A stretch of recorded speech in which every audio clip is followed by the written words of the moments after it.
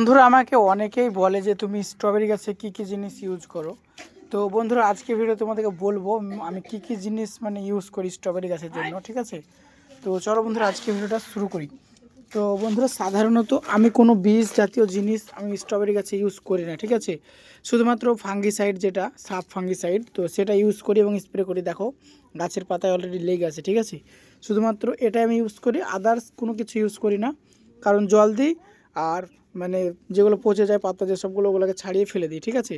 তো জাস্ট এসবগুলো আমি কেয়ার করে চলি। তো তোমরা এরকম যদি করো তাহলে তোমাদের গাছও ভালো থাকবে, অনেক ফল হবে, ঠিক আছে। তো দেখো আমার প্রায় প্রত্যেকটা গাছে দেখো পাতা কত সুন্দর এবং ফুল আসছে, ওখানে অলরেডি ফল এসছে গাছটাতে, ঠিক আছে। দেখো তো তোমরাও যদি করো এরকমভাবে তোমাদেরও হবে, ঠিক আছে। তো প্রথম দিকে একটু কষ্ট হতে পারে, কারণ প্রথমে আমার কাছে স্ট্রবেরি গাছ অনেক মারা গেছে, ঠিক আছে। তো তোমাদেরকে বলবো না যে আমার কাছে যে আমিও একবারে করে ফেলেছি, সেটা বলবো না, ঠিক আছে।